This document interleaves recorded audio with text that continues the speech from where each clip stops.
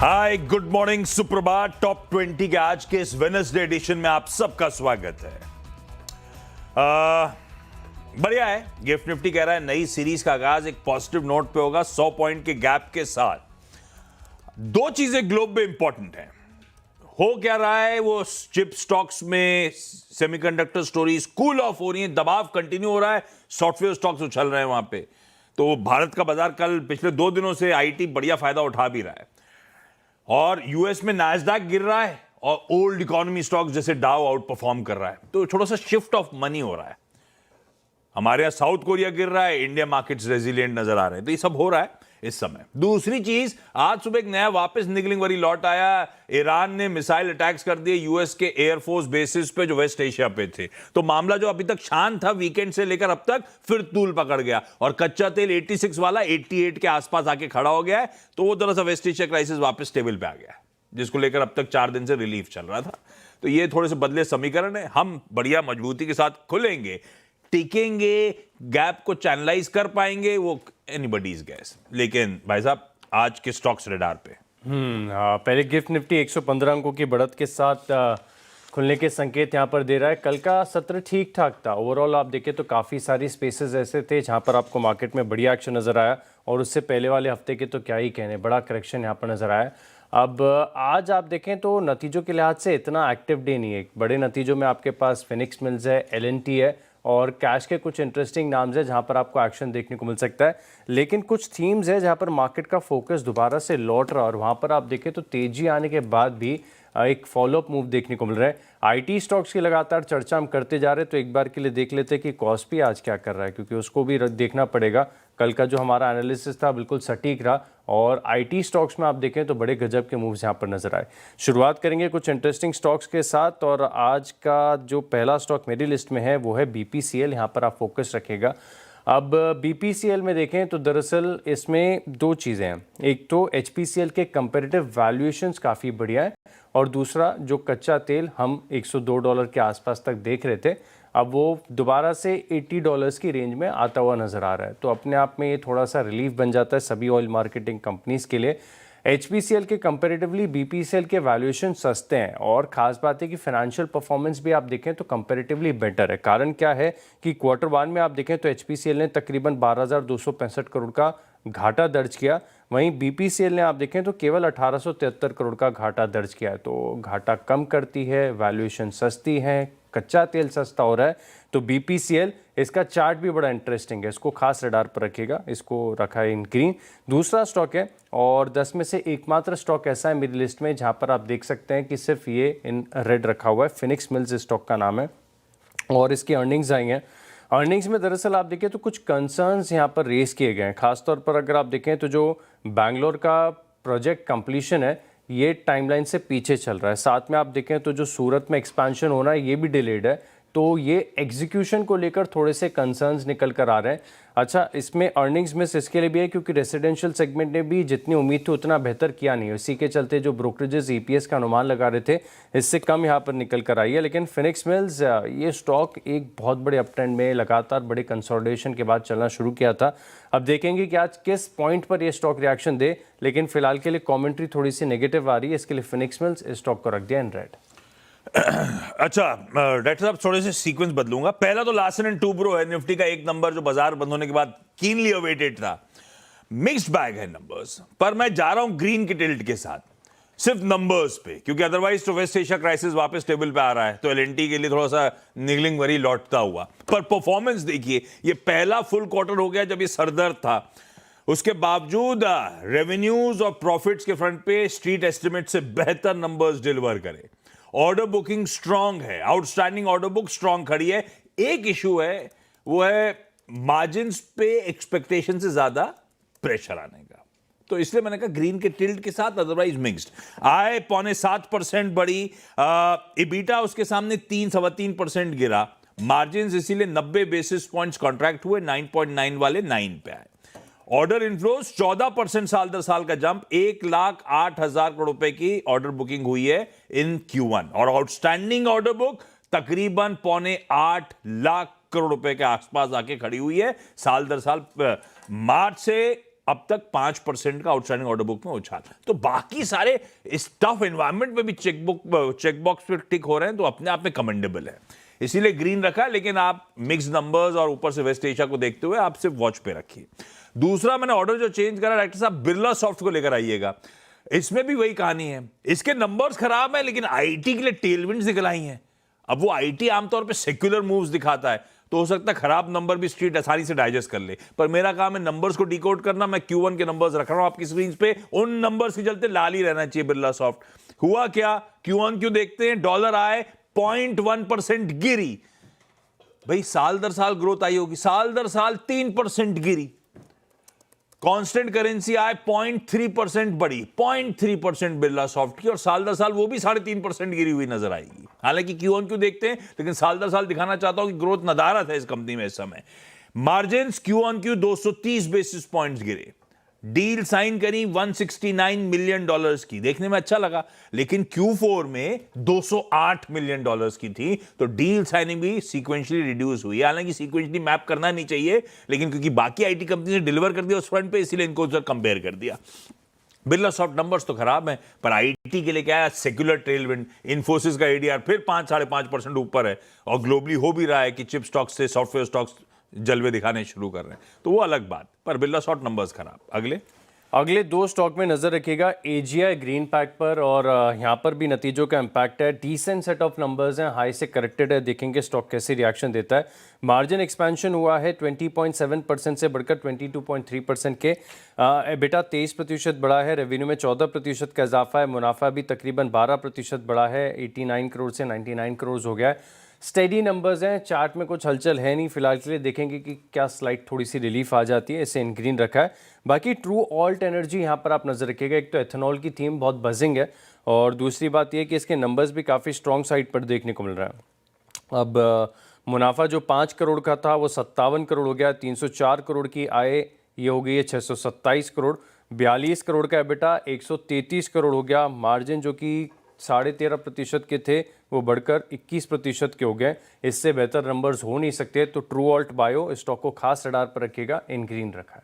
2 order back करने के update से दोनों को ग्रीन कर दिया। पहला आरवीएनएल, इनको ईस्ट सेंट्रल रेलवे से डबलिंग वर्क, बहुत सारा काम है, जिसका कुल मिलाकर वर्क ऑर्डर है 359 करोड़ रुपीस का। स्टॉक 400 ऑड लेवल्स के हाई से करेक्टेड है, इन ग्रीन रखा है ऑर्डर बुकिंग पे।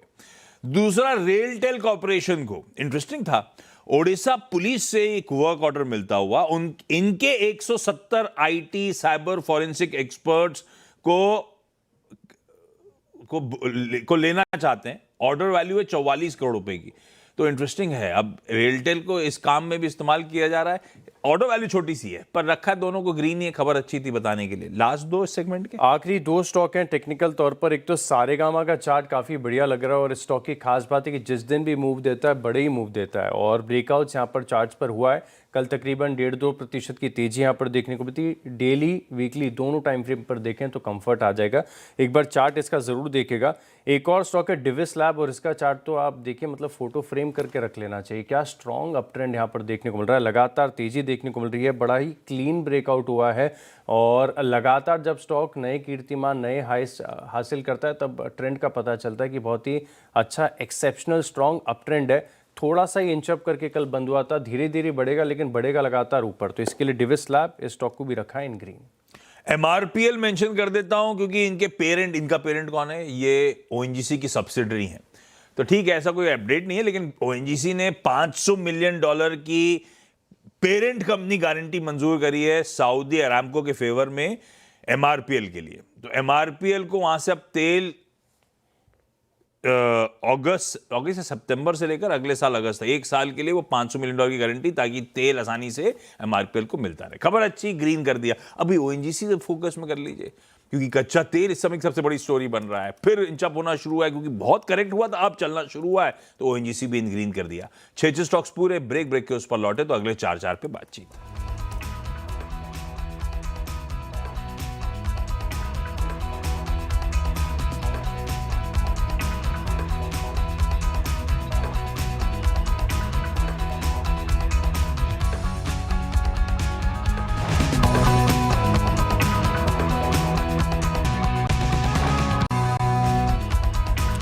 चलिए ब्रेक के बाद आपका स्वागत है और अगले चार स्टॉक्स की बात कर लेते हैं। अगला स्टॉक है वोकार्ट। यहाँ पर आप खास फोकस रखिएगा। जब वोकार्ट ने चलना शुरू किया था ना तो किसी के हाथ में नहीं आया, सिर्फ लगातार बड़ी तेजी यहाँ पर देखने को मिली थी।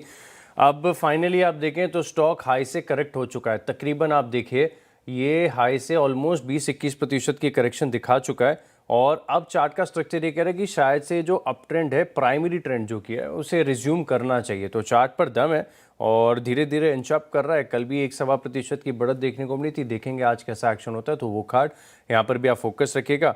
अगला स्टॉक है यूनाइटेड स्पिरिट्स और इसके तो नतीजे आप देखें तो थोड़े से मिक्स्ड साइड पर थे। नतीजों में जो ऑपरेटिंग परफॉर्मेंस थी वो बढ़िया नहीं थी, लेकिन मैनेजमेंट की कमेंट्री काफ़ी अच्छी थी और उसी के बाद से ऐसा लग रहा है कि स्टॉक की री रेटिंग ऑलरेडी हो चुकी है, क्योंकि नतीजों के बाद एक बड़ा मूव देखने को मिल रहा है। रोज़ 2-2.5% के मूव्स यहाँ पर देखने को मिल रहे हैं और ऑलमोस्ट डे हाई के करीब ही क्लोजिंग हो रही है, यानी जो भी खरीदारी कर रहे हैं आगे तक होल्ड भी करके जा रहे हैं। और इसमें खास बात यह है कि Q2 में एक स्पेशल डिविडेंड भी आ सकता है, क्योंकि आरसीबी में जो हिस्सेदारी इन्होंने बेची थी, पैसा मिला है इन्हें, तो आगे शेयर होल्डर्स को भी देंगे। ये तो मार्केट की एक्सपेक्टेशंस तो बिल्कुल वैसी है और इसी से पहले आप देखें तो चार्ट पर काफ़ी दम देखने को मिल रहा है। तो यूनाइटेड स्पिरिट्स देखेंगे कि आज फॉलोअप एक्शन होता है कि नहीं। चार्ट काफ़ी बढ़िया है, इसके लिए स्टॉक को रखा है इन ग्रीन। ओके सनोफी कंज्यूमर को रखिए रडार पे। Q1 का परफॉर्मेंस डिसेंट है। आय में तकरीबन 7% का जंप और ऑपरेशनली जो स्ट्रेंथ दिखाई है वो हाईलाइट है। इबिटा 27% का जंप, मार्जिन्स तकरीबन 32% से बढ़ के 38% पे, यानी कि 600 बेसिस पॉइंट्स का मार्जिन्स पे एक्सपेंशन हुआ और मुनाफा इसीलिए आय से बेहतर परफॉर्म करके गया। सनोफी के नंबर्स अच्छे, सनोफी कंज्यूमर के 2 सनोफीज लिस्टेड है, ध्यान रखिएगा। तो सनोफी कंज्यूमर को ग्रीन करा। गांधार ऑयल रिफाइनरी, इसके नतीजे गजब के आए थे, तब इसी प्लेटफॉर्म पे बातचीत हुई थी। 20% का सर्किट लगा था। उसके बाद अगले दिन मार्की इन्वेस्टर्स चेक इन करे थे। जिस दिन सर्किट लगा था उस दिन मार्की इन्वेस्टर्स चेक इन करे थे, तो फिर अगले दिन बात हुई थी। वो स्टॉक चलता चला गया। जरा सा चार्ट उठाइएगा लंबा वाला। कल ये स्टॉक कूल ऑफ होना शुरू हुआ है और कल क्या हुआ, उन्हीं मार्की इन्वेस्टर्स ने जो चेक इन करा था उनमें से एक सोसाइटी जनरल ने कल 5.25 लाख शेयर्स गांधार ऑयल के बेच दिए 241-242 के भाव पे, और फिर स्टॉक ठंडा पड़ना शुरू हुआ है। इसको लाल रख रहा हूं, आप लोग सिर्फ वॉच पे रखिएगा। एक तरफा बहुत बढ़िया मूव्स के बाद अब कूल ऑफ हो रहा है इसीलिए, और यहां पे सोसाइटी जनरल के बिकवाली का अपडेट भी आता हुआ। अगले 2 आखिरी के 2 स्टॉक हैं मिडिल ईस्ट में। सिप्ला, यहाँ पर आप नजर रखिएगा। फार्मा स्पेस के कुछ स्टॉक्स में जबरदस्त एक्शन आपको देखने को मिल रहा है। सिप्ला में दरअसल आप देखिए तो कुछ ब्रोकरेज हाउस की रिपोर्ट्स हैं। कोटक की रिपोर्ट मेरे हाथ लगी और बड़ी खास रिपोर्ट है। अक्यूमुलेट की रेटिंग के साथ 1445 रुपये कल की क्लोजिंग है। इनकी तरफ से टारगेट निकल कर आ रहा है 1675 रुपये का, और ये बता रहे हैं कि यूएस में इनकी एक जो दवा है इसका मार्केट साइज काफ़ी बढ़िया है, ग्रोथ काफ़ी बढ़िया देखने को मिल रही है और फार्मा स्पेस में सिप्ला इन्हें सबसे ज़्यादा पसंद आता है। थोड़ी सी टेक्निकल रिपोर्ट है वो दवा का बाजार और कितनी ग्रोथ यहाँ पर देखने को मिल रही है, लेकिन कम शब्दों में बताऊँ तो अच्छी रिपोर्ट है, चार्ट भी बढ़िया है, तो सिप्ला यहाँ पर फोकस रखिए। आखिरी स्टॉक है टीवीएस मोटर्स और यहाँ पर बहुत एक्सेप्शनल गजब की तेज़ी देखने को मिल रही है। अब Q1 में जैसी 2 wheeler companies Bajaj auto, TVS Motors, इनके नतीजे आए थे, पूरे स्पेस में हलचल देखने को मिल रही है और ऐसा लग रहा है कि खूब 2 व्हीलर बिक रहे हैं। अब आज दरअसल आप देखें तो 2 कारण है। एक तो चार्ट्स पर ब्रेकआउट काफ़ी बढ़िया है, ऑल टाइम हाई का ब्रेकआउट है और एक्सेप्शनल स्ट्रेंथ है। आप टीवीएस मोटर्स और हीरो मोटोकॉर्प के चार्ट को एक साथ देखें, एक तरफ हीरो में अंडर परफॉर्मेंस है और आउट परफॉर्मेंस आपको टीवीएस मोटर्स में नजर आएगा। आज जेफरीज की तरफ से एक नोट आया जहां पर ये बता रहे हैं कि टीवीएस लगातार मार्केट शेयर गेन करता जा रहा है, तो ये अपने आप में बहुत बढ़िया बात है, क्योंकि कुछ ही दिनों के अंदर अभी आपको जो ऑटो बिक्री के आंकड़े वो भी आते हुए नजर आएंगे। तो टीवीएस मोटर्स यहाँ पर आप रखिए फोकस, इन ग्रीन रखा है। अच्छा, डीसीएम श्रीराम को वॉच पे रखिएगा। Q1 के नतीजे आए, आय 9.5% बढ़ी, इबीटा उसके सामने 11% बढ़ा और मार्जिन 10 बेसिस पॉइंट्स एक्सपैंड हुए। अब ये कंपनी के 4 मेन सेगमेंट्स हैं। सबसे इंपॉर्टेंट केमिकल्स है, वो सबसे अच्छा करके गया। फिनिस्टा बिल्डिंग सॉल्यूशंस में अच्छी ग्रोथ आई। 2 जो सबड्यूड थे, फ्लैट थे, वो था शुगर और इसका फार्म सॉल्यूशंस का धंधा।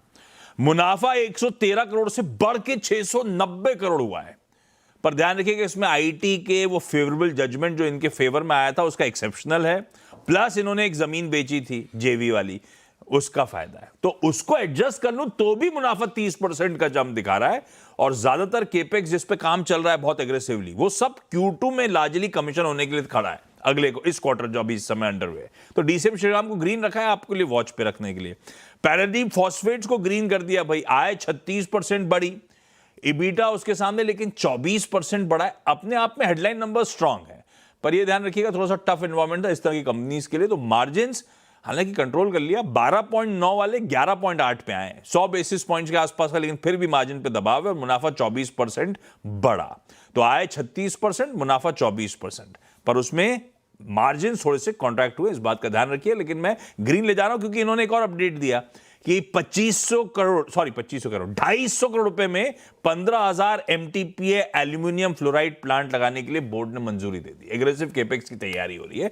10 स्टॉक्स पूरे कर दिए हम लोगों ने। ब्रेक ले लेते हैं, लौटेंगे तो रैप अप ले आएंगे।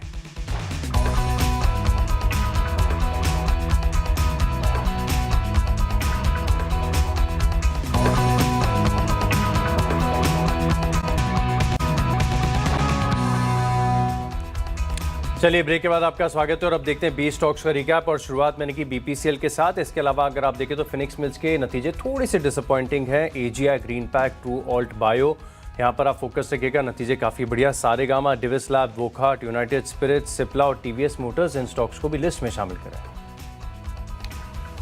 ओके 10 और स्टॉक जोड़ दीजिए इसमें भाई, बस जैसे क्यूज खबरें थी उसका कलर शेड्स हैं, ये ध्यान रखिएगा। बिरला सॉफ्ट सीक्वेंशियली वीक था और गांधार ऑयल रिफाइनरी एक तरफा बढ़िया मूव्स के बाद अब बड़े इन्वेस्टर्स चेकआउट कर रहे हैं, इसीलिए लाल है। Otherwise Larsen and Toubro mixed है, मैं ग्रीन के साथ जा रहा हूं। RVNL, RailTel, MRPL, ONGC, Sanofi consumer, DCM Shriram और पैराडीप फॉस्फेट्स सब अलग अलग न्यूज स्पेक्स पे इन ग्रीन।